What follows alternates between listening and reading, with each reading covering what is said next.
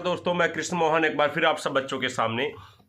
और जैसा कि आपको पता कि भी कल एचएसएस ऑफिस के सामने बहुत बड़ी चीज़ें घटने वाली हैं।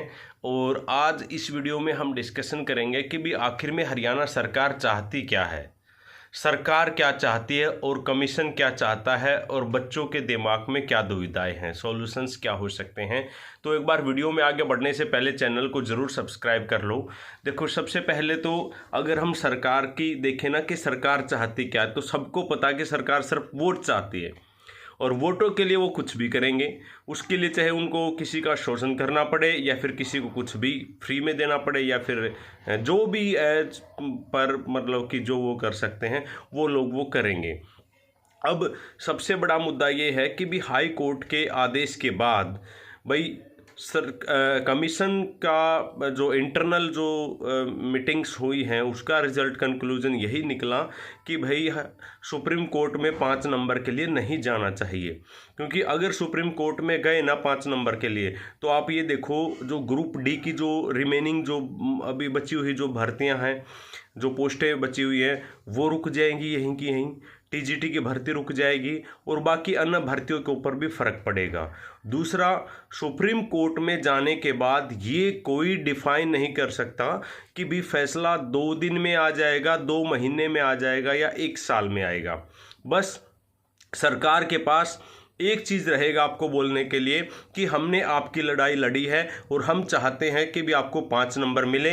और हम सुप्रीम कोर्ट तक भी गए हैं क्योंकि उनको पता है 3 महीने 4 महीने के बाद आपका चुनाव आने वाला है। उनको इस बात से कोई मतलब नहीं कि भर्ती अटक जाएगी। दूसरा, जो आपका मुद्दा है आपका सीईटी को लेके, अब इनको ये है कि भाई सीईटी तो होना ही चाहिए ना। पिछली बार कब हुआ था अभी आप ये देख लीजिए, 2-3 साल हो गए हैं बीच में। अब नए बच्चे जो 2.5 से 3 लाख बच्चे हैं वो वेट कर रहे हैं ना, तो ये क्लियर कर पा रहे हैं कि भाई सीईटी लेंगे या फिर डायरेक्ट पेपर लेंगे। टाइम इनके पास कुछ भी नहीं बचा हुआ, तो सारा का सारा दुविधा में है। तो इन सारी समस्याओं के सॉल्यूशन के लिए कल सारे के सारे हरियाणा के बच्चे, चाहे वो ग्रुप डी के हैं, 56 स्थान ग्रुप के हैं या किसी भी कैटेगरी से रिलेटेड हैं, वो सारे एचएसएससी के सामने धरना दे रहे हैं। और उनकी कुछ मांगे हैं ना वो बिल्कुल जायज़ हैं। वो कह रहे हैं कि भाई एक तो हमारा सुप्रीम कोर्ट में ना जा जाए, हाँ जो 20 ग्रुप्स वाला जो मामला है उसमें लेकर जाओ आप, उसमें लेकर आप रिव्यू पिटीशन क्यों नहीं डाल रहे, ताकि उनका पेपर ना लेना पड़े, उनकी जो भर्ती है वो बच जाए, उनको दोबारा पेपर ना देने की ज़रूरत पड़े। और अगर जाना तो 20 ग्रुप के लिए आप जाओ, 5 नंबर के लिए काहे को आप जा रहे हैं। या फिर बाकी अन्य मुद्दे को लेकर अगर आप जा रहे हैं तो उसका सीधा सीधा मतलब ये है सिर्फ और सिर्फ बच्चों को इस बात से रोकना कि चुनाव के दौरान वो लोग आपका विरोध ना करें। नहीं तो पता इनको भी है, कमीशन का भी यही मानना है कि भी हमें सुप्रीम कोर्ट में नहीं जाना चाहिए, लेकिन ये सरकार की हठ धर्मिता है जो ये चाहती है 5 नंबर तो हम देंगे ही देंगे। हालांकि मुझे इस बात से कोई फ़र्क नहीं पड़ता 5 नंबर मिले या फिर ना मिले, लेकिन इस बात से ज़रूर फ़र्क पड़ता कि भी सुप्रीम कोर्ट में 5 नंबर के लिए जाएंगे तो भर्ती अवश्य ही लेट होगी। दूसरा, एक और बड़ी बात है बच्चों के बीच में कि अगर सरकार नहीं जाएगी तो हम लोग जाएंगे सर। और उन्होंने सरकार ने वकील कर रखा 50 से 60 लाख का, 80 लाख रुपए का वकील। तो सर क्या हमारा 10 लाख वाले वकील में काम चल जाएगा? भाई काम तो आपका 2 लाख वाले में भी चल जाएगा, पर आपके पास फैक्ट होने चाहिए। कोर्ट में कभी भी फैसला सामने जो वकील खड़ा है उसके आधार पर नहीं दिया जाता। अब टॉप का आप वकील कर लीजिएगा, फैक्ट उसके पास है नहीं तो हारेगा, वो पक्का हारेगा। जिसके पास फैक्ट है, कंटेंट है और रूल ऑफ लॉ के अकॉर्डिंग चीज़ें अगर हैं, वायलेशन हुआ है रियल में कॉन्स्टिट्यूशन का, तो आप जीत जाओगे, नहीं तो आप हार जाओगे। तो इसीलिए इस बात से मत डरो या इस बात से ओवर कॉन्फिडेंस भी मत हो जाओ कि भी एचएसएससी ने इतना बड़ा वकील कर दिए हैं हायर तो अब हम केस जीत ही जाएंगे, एचएसएससी जीत। ऐसा बिल्कुल भी नहीं है। ये तो सिर्फ और सिर्फ एक वो है कि भी हाँ भाई हम आपके लिए इतने लेवल का प्रयास कर रहे हैं। देखो लाइफ है ना, हमेशा जिग जैग चलती है ना, कभी डाउन कभी अप कभी डाउन। कभी आपको लगेगा सब कुछ खत्म होगा, फिर उसके बाद आपको कभी ये लगेगा कि आपने सब कुछ पा लिया है ना।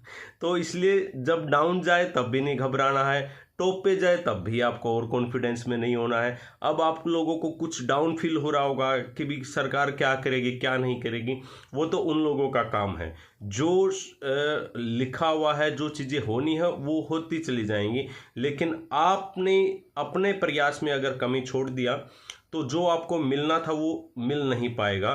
तो इसलिए बेस्ट आपके लिए यही है कि भी चुपचाप कल पंचकुला पहुंचो, जितने बच्चे हो उसके, क्योंकि देखो यूनिटी है तो सब कुछ है। इनको पता लग गया कि चुनाव के दौरान इनकी क्या बेइज्जती हुई है ना, और विधानसभा में तो इनके साथ क्या होने वाला वो तो आप सभी जानते हैं।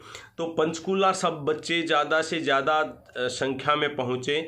मैं कल या परसों 2-3-4 दिन तो नहीं आ पाऊँगा, उसके बाद मैं भी आप लोगों को ज़रूर ज्वाइन करूँगा वहाँ पर, और आप लोगों के आवाज़ बन के आगे जो भी प्रोसेस रहेगा वो आपके साथ हम खड़े रहेंगे। तो पंचकुला ज़्यादा से ज़्यादा बच्चे पहुँचे और अपनी तैयारी को कंटिन्यूस रखें, चाहे पेपर हो चाहे ना हो, लेकिन लाइब्रेरी में या फिर आपका प्रैक्टिस पेपर जो भी आपको करना है, जहाँ से भी आपको पढ़ना है, जहाँ से भी रिवीजन आपको करना, वो सब आपको कंटिन्यूस रखना है। तो आज के वीडियो में इतना ही है, और अगर आपके लिए कोई स्पेशल मुद्दा है, आप चाहते हैं कि भी अगली वीडियो में हम डिस्कस करें, तो वो भी आप बता दीजिएगा। और उसके बाद देखो, मुश्किल से 2 या 2.5 महीने हैं पढ़ने के। 2.5 महीने गर्मी इतना बहुत पड़ता है, तो आपको बाहर निकलने की आवश्यकता है नहीं। लाइब्रेरी ज्वाइन करो, अपना एसी में रहो, और आपकी क्लासेज भी कल या परसों से मैं शुरू कर रहा हूँ।